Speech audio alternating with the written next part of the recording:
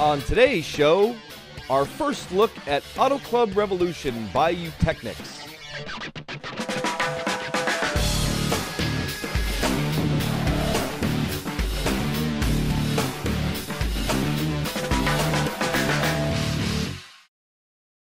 Welcome to Inside Sim Racing. I'm Darren Ganji and I'm here with Sean Cole.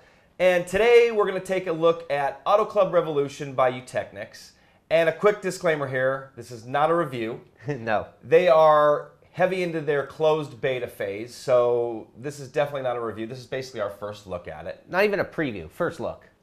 And currently they're in phase 2 of this closed beta phase, and they plan, from what I heard in an interview, an open beta phase, I think, like right around the end of this month. Okay. So why don't you tell them a little bit about it, Sean? Well, we've only got to play it for a couple of weeks actually now, but we are kind of getting in and getting a first look. ACR is a web-based game, and it will be free to play. It's being developed by Eutechnyx and has a similar feel to the way Forza is set up, except for it's actually on your PC.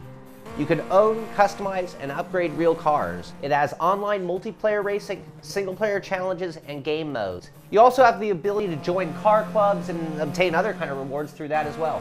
Yeah, and there's also real-world tracks, and there's going to be a handful of fictional tracks as well. Right now, there's Spa, Circuit de Spa, Francorchamps, Infineon, Silverstone, and then this fantasy track called LA River, which is pretty cool. It's got 3 layouts. One is like a long drag strip.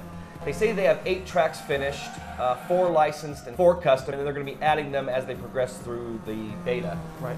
I actually saw Daytona in one of their trailers. Oh, so you know that's coming. Yeah, so that should be coming soon. And you basically start the whole thing off by registering your name, and then you immediately get your first car, which is an Opel Astra, which is not a lot of car, honestly, but kind of fun car to start off with. And from there, they have online tutorials, so it takes you through the whole interface, shows you everything you need to know and where it's at. Back to the tracks, you have to run a time trial at each track to unlock them, and then you have the ability to race. As you race, you gain credits and experience points, and then you can also participate in these challenges. Right now, there's a daily challenge and a beta challenge.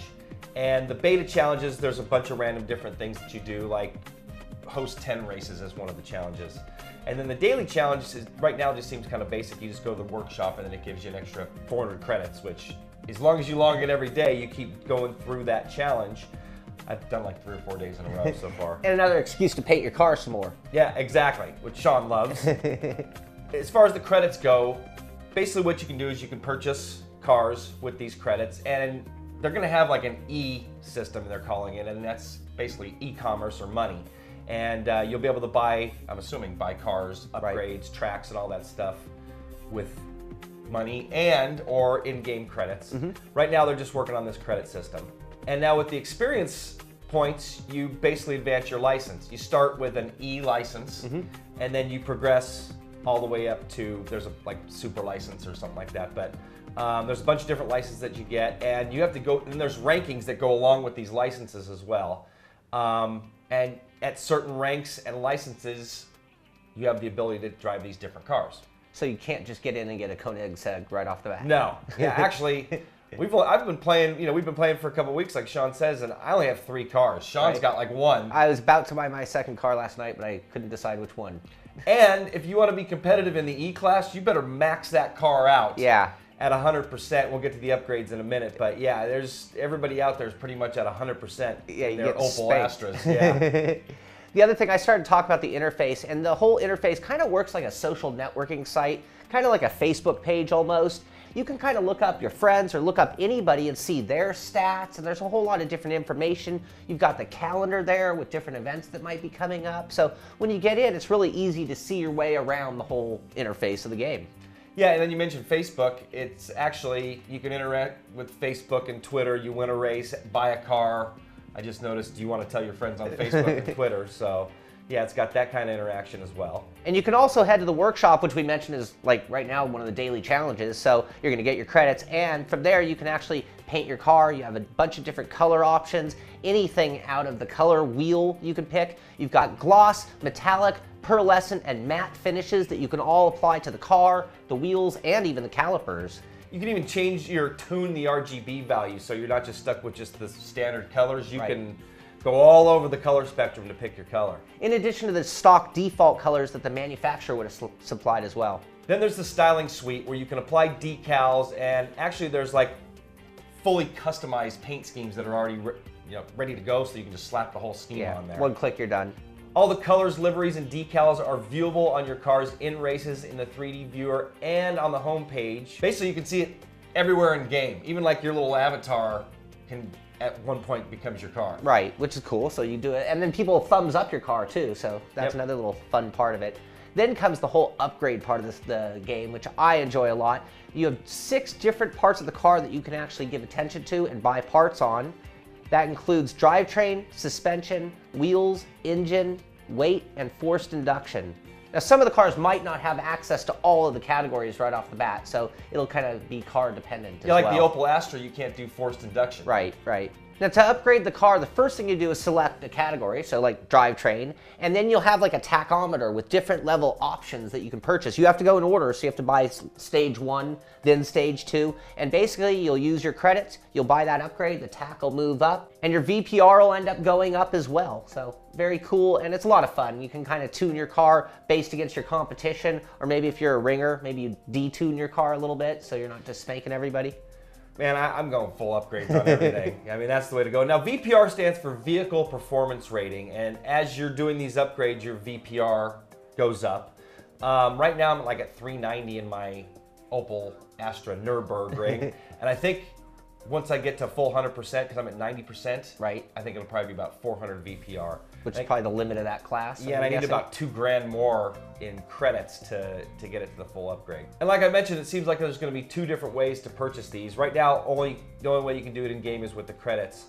But there's also an E, which must stand for money. And when you hover over it, it says tank up your E-bucks.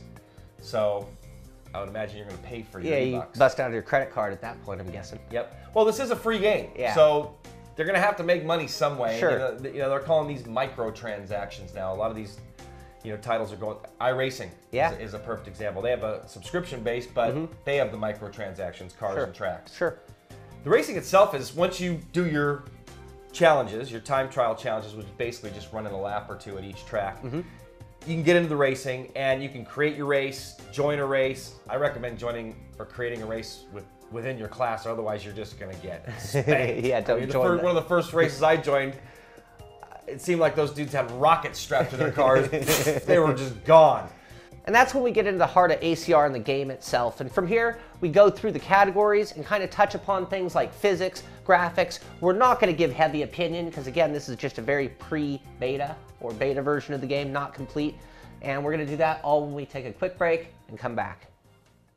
Tamiya's extensive lineup of radio-controlled vehicles provides hobbyists with the joy of running exact replicas of their favorite car, tank, or off-road vehicle. Another attraction of these vehicles is their use of high-grade materials, such as nylon resin, carbon fiber, and polycarbonate. With precise mechanical systems, the maintenance and adjustment of the various components, as well as performance upgrading with optional parts, allows for truly competitive racing. For more information about Tamiya, visit us at www.tamiyausa.com.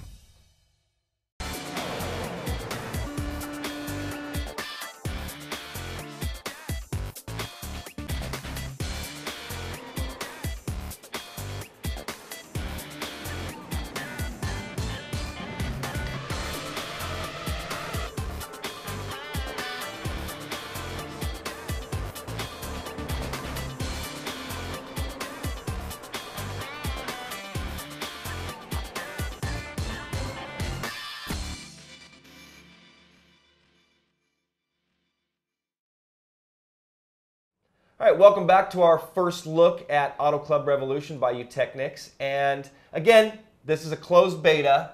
We are fortunate enough, I'd like to thank Rob Fleischer for hooking us up with some codes to check this out. But we're going to go over our Shabami categories and basically physics, graphics, stuff like that, and just tell you a little bit about each one. We're not going to review or go too in-depth, but just tell you what we think of it for the most part. Starting with physics, and I gotta tell you, this game reminds me a lot of Forza 4, Gran Turismo 5. Eutechnyx has always been known for some pretty good physics. Supercar Challenge and NASCAR 2011. I'd say this is actually, I was pleasantly surprised. It's really good. I completely agree with you. It's definitely on the right path, and considering where they are in their progress, it's definitely looking good. Yep. And speaking of looking good, that takes us to graphics. Right now, there's no triple monitor support, but even on one screen, they're looking pretty spectacular. Good frame rates, nice replays, great sense of speed, and about the only thing really missing right now is some cockpit views. And I even saw something that there's rumors that they're going to be coming. I think nobody confirmed it, but they said by release that some cockpit should be there. Next up, sounds. Good. You know, when you upgrade your car, I did the DCAT, which is cool. So you're taking the catalytic converter off your car. Definitely makes a difference in the exhaust note. So yeah, cool sounds. They're definitely looking good. Like you go through water splashes. That's a cool sound that I like hearing. And then the crash sounds. Even though damage isn't implemented yet, I haven't read anything about that, but the crash sounds are pretty intense. Yeah, they're definitely letting you know that you hit something, that's for sure. Another thing is the tracks. The tracks are looking great so far. I mean, I've been at the 4 tracks that you mentioned, and the like looking at Infineon, it's a really good version of Infineon. Yeah, comparing it to iRacing's layouts, with your laser scan, Infineon, Spa, and Silverstone, all seem pretty accurate. I mean, there's definitely some variances, but these guys are on track. Well, and they're realistic looking. It's not like Formula 1 came in for the weekend like we've seen on some games. Yeah, exactly. And then there's that LA River track, which you feel like you're like in the middle of a grease movie or something going down the LA River, which is a lot of fun. I like that track. I do too. I like the water that they've added to it. That definitely adds a different dimension. It makes it sketchy. Yeah, it does. Next up, cars, or vehicles and cars. Right now in the beta, there's 28 that you can choose from. Fortunately, we've only got 3 because I'm currently at rank 7, and you need to be at rank 10 to have a C license to be able to drive the BMW 135i, the Volkswagen Scirocco, and the Mazda RX-7. Some of the other cars included BMW M3 Coupe, Mitsubishi Lancer, and then going down into some more powerful cars, Nissan GTR, Corvette ZR1, and then the top of the line, the EX, McLaren F1, and the Bugatti. Okay. So quite a range of cars and nicely modeled. Yeah, a lot of very cool cars, and I think that's where the comparison to Forza or Gran Turismo comes, is that you have this extensive library of the kind of cars that you want to drive. Yeah, exactly. And it takes, unlike Forza and Gran Turismo, you have to really work to get to these different car levels. So and that may change. They're still adjusting things on the back end as far as rankings and stuff like that. Or maybe that's where the credit card comes in. Exactly. By a ranking, perhaps. Yep. And that takes us to Fun Factor. We've kind of alluded to it already. There's a lot to do here. I mean, you've got quick join races, and you've got like little messages coming up saying somebody just started a race. So it's really easy to get involved. It's really easy to find fun, and it's real fast paced. The races are short. So, I mean, you could get in and in one night do a whole handful of races very easily. Yeah, and then there's the whole community aspect of it. You got the like system, which is very familiar to all you Facebook users out there. You can change your pictures and have daily, announcements that you're doing. And like Sean said, you can join and start races pretty much anytime. And then you got all the achievements too. That's something that, like Forza and Gran Turismo. It's like win 10 races, all of a sudden you get a badge saying you won 10 races. And I know something that you had a lot of fun in, the paint shop. Yeah, it's an easy to use paint shop, and they had, like you said, the pre-done decals. So it's like you could pick like this case, cool flame job, stick it on there. You don't have to be an artist, but you can get some cool. I'm far from an artist, and I'm the one that did the orange and red flames back there. Next up, force feedback, pretty solid. We tried it on the Thrustmaster, the Logitech wheel. They said they're still working on it, but intuitive. You can feel the car getting loose, going over rumple strips, all that stuff. It's got solid force feedback, and Eutechnyx has been known for it, and it definitely translates here. Yeah, I've been very happy. Like you said, that washout when you go through the water, I mean, that's great force feedback. Now, AI. There is no AI in the game, so right now that's something we can't talk about much. Not sure if they're going to have it either, so I haven't read or heard anything about that. But they do have multiplayer. We mentioned that, 8-player maximum. Seems to connect into a server, but I'm not sure. I think you're the host though. Yeah, you are. Yeah. Yeah, so I think you're actually hosting the race. Like to see 16 players, but right now there's 8. Again, this is beta, so hopefully that'll change. Something else, hopefully it'll change being not in beta, but right now there is no damage. We mentioned that, so that's something we can't really talk about. Good sounds for the damage, so I'd like to think there's damage coming. Hey, NASCAR 2011's got a pretty good damage Incredible, model, so let's see that come over to Auto Club Revolution here. Presentation, there's no storyline, there's no music, all web interface, so it's like an iRacing or some of the newer titles that are out. Really easy to use. Right. The tutorial walks you exactly through where everything is, which was really nice, and you can actually restart it again, so if you didn't do it the first time, you can go back through it, or if you missed one or two of them, and it basically tells you how to get into a race, how to get into the workshop, all that stuff. Another thing is the cost. So right now we're in the beta. We don't know. We've talked about the e-bucks. I don't know how much it's going to be when it really gets released. I don't know if it's going to be a membership or what the add-ons. But I look at it when I compare it to like a Forza or a Gran Turismo again. DLC costs you money. You want that new 10-pack of cars, you're going to pay for it. And I think we're kind of set up to look at something similar to that, but hard to say. And you know, I'm to the point now where if I had the money, I mean, if I was able to buy something in game, I'd like buy a vet or something. Yeah. Because I'm seeing all these B-class races popping up, and I'm down in my lowly.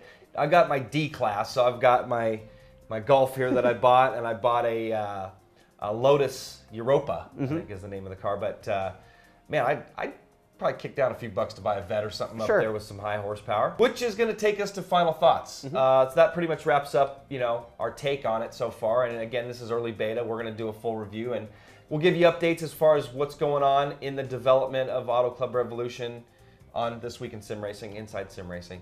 But why don't we get some final thoughts? Okay. I'll starting with definitely Gran Turismo 5 and Forza meets the PC is what I'm seeing here. With more of a social interaction though. The physics are right on par, I'd say, with those two titles. And I'm having a lot of fun with it. I'm really looking forward to seeing where it's going to go. They're listening to the community. You know, they're making changes into this beta, adding things that people want. So I'm really looking forward to seeing where this is going. If you're looking for a track day type sim, you know, this is not arcade. This is definitely falling in that track day category, you know, of the Gran Turismo and the Forzas. Right. You know, car museum is what you've called them too at one point, Sean, and you know, with the upgrades and the paintability and the community interaction, and I think it fits perfect on the PC. I do too. I think you took a lot of my words right there with the comparisons of Gran Turismo and Forza. And the one thing that I'll just kind of point out is that when we move those two games to the PC, now I have freedom of controllers. So I can use any of my controllers, maybe triple screen in the future, who knows, maybe higher level graphics. So not having the restriction of playing on a console is really good for me. Now the downside of going to the PC is that usually things become a little more difficult, downloading files and whatnot. This is very user-friendly. It does all of its automatic updates. Once you've learned the interface of the web interface, you're up and running. You don't have to be a genius to do it. And right now I'm seeing good physics, good graphics, a lot of things that I really want, and we've asked for this for a long time. So I'm really glad somebody's finally stepped up and is making a track day sim for the PC. Yep, so I agree. Very much looking forward to it. So that's going to wrap up our first take of Auto Club Revolution. Hope you've enjoyed it, and try to get in on the beta, autoclubrevolution.com. There's a sign up. At least you can get in on the updates. We'll be updating you guys. We also have a forum section at our site, insidesimracing.tv/forums. Auto Club Revolution section there in our software where you can start talking about it. If you're already on there, Darren SRT, Sean SRT, let's do some racing, add us as friends, and let's have some fun on it. I'm enjoying it. In the low classes for now. Yeah, E-class, since we can't buy the upper cars. So that's going to wrap it up. Hope you've enjoyed it. Like I said, I'm Darren Ganji.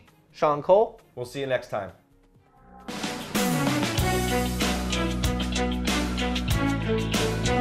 Thank you.